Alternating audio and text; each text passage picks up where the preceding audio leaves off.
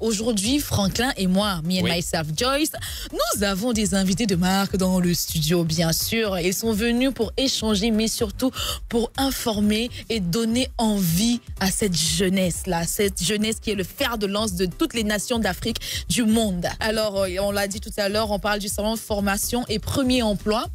Et bien sûr, comme nous autres, on aime que les invités prennent leurs responsabilités et assument leur présence dans le studio et surtout justifient leur présence dans le studio.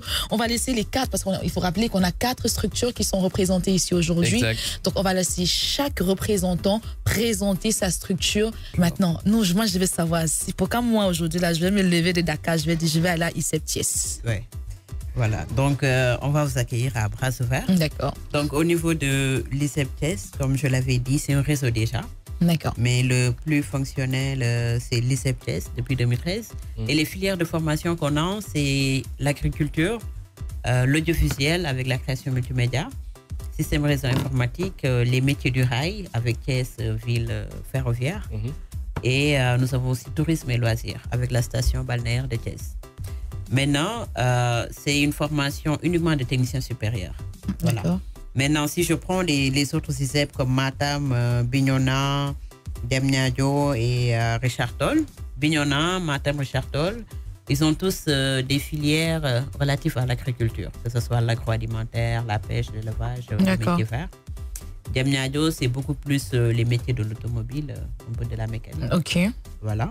Et donc, voilà, donc tout en listant les filières de formation au niveau du RISEP, là, vous voyez carrément l'importance de l'agriculture parce que pour chaque ISEP, il y a déjà la formation agricole qu'on a là-bas. Il faut noter que la méthode appliquée là-bas, c'est l'approche par compétence. D'accord.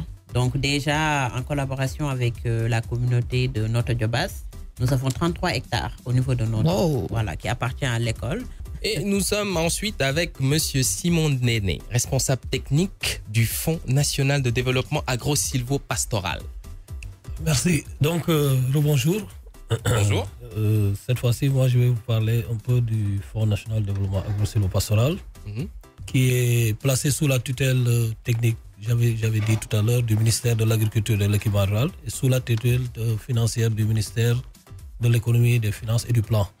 Le fonds a en charge de financer le conseil agricole. Le conseil agricole, c'est ce qu'on appelle la vulgarisation, c'est-à-dire tout ce qui est produit au niveau de la recherche, les innovations technologiques, par exemple des semences ou bien des vaccins. D'accord. Une fois produit par la recherche, maintenant, il y a des institutions qui sont dédiées pour faire un peu de la vulgarisation, pour disséminer ces résultats auprès des producteurs. Donc, nous finançons en back-office ce genre d'activité. OK. Un autre type d'activité que nous finançons, c'est l'organisation des acteurs autour des filières de production. Quand on parle de filières de production, ça va de la production, la transformation et la commercialisation. C'est ce genre de formation que nous finançons. Donc vous financez aussi des professionnels comme les clusters aussi. Donc par rapport au cluster, nous avons plutôt un partenariat. Et le cluster, je laisserai le soin au responsable du cluster de vous dire plus. Et oui, justement, nous sommes avec Idali Camara, qui est coordonnateur UMO Cluster Horticulture. On va procéder en 2 étapes. D'accord. Cluster, c'est un anglicisme, c'est juste pour du réseau ou grappe. D'accord. Voilà, donc c'est un assemblage de centres de formation que nous sommes en train de monter. Maintenant, au niveau de votre structure exactement, concrètement. Alors nous, Cluster Horticulture, on est une structure créée par l'État du Sénégal. D'accord. Avec un financement de la Banque mondiale, de l'Agence française de développement et encore un financement de l'État du Sénégal. OK. Donc c'est un financement tripartite parce que souvent on oublie l'État dans ce genre de projet. C'est important de souligner sa présence. D'accord. Notre but, c'est de valoriser la formation professionnelle dans les métiers de l'horticulture, mais à des niveaux intermédiaires. Des coopérations françaises qui viennent en appui à ces clusters. En partenariat avec. Oui. Et justement, nous sommes avec Madame Marilyn Loquet, qui est attachée de coopération enseignement agricole, l'ambassade de France à Dakar. Donc bonjour à toutes et à tous. Alors la formation technique et professionnelle en France, elle est ancrée dans les territoires et ça, je crois que c'est ça aussi qui avait séduit les autorités sénégalaises quand elles sont venues en 2015-2016 faire leur parangonnage. Et parce qu'en fait, il y a comme justement elles sont ancrées dans leur territoire, les exploitations agricoles associées à la formation permettent à la fois bien sûr d'être un outil d'apprentissage directement pour mettre en application la théorie, mais aussi c'est un outil de recherche et développement. C'est du coup un outil qui permet aux autres agriculteurs autour de voir justement quelles innovations on peut mettre en pratique chez soi. Et c'est une ferme qui a toute crédibilité et légitimité puisqu'elle a les mêmes objectifs qu'une ferme classique.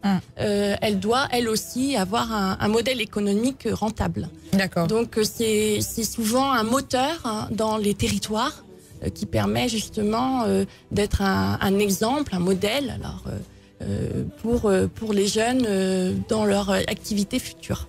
Côté production, comment ça se passe? Est-ce qu'il y a une évolution niveau horticulture? Comment ça se passe? C'est peut-être Simon qui pourra donner des... Oui. Bon, moi, je vais plutôt... Est-ce qu'il y a une amélioration? En tout cas, sur les dernières statistiques qu'on a eues récemment au niveau du ministère, il y a eu une avancée significative au niveau des productions. Il faut qu'on donne en fait rendez-vous à tous les jeunes, bien sûr, le 23 et le 24 au cours Sainte-Marie de Anne, c'est ça? Pour le salon formation et premier emploi. Oui, en tout cas pour les jeunes, il faut qu'ils aillent au bout de leurs envies. L'agriculture, c'est un secteur porteur, rémunérateur, dynamique, innovant avec les e-agriculture. Et du coup, à eux d'aller se renseigner effectivement dans le salon formation et premier emploi au cours Sainte-Marie de Anne, avec 2 tables rondes qui sont consacrées justement en formation agricole. Ils peuvent aller aussi au Campus France, à Dakar, à Saint-Louis, Kaolack, Ziguinchor. 102.3, le nouveau son.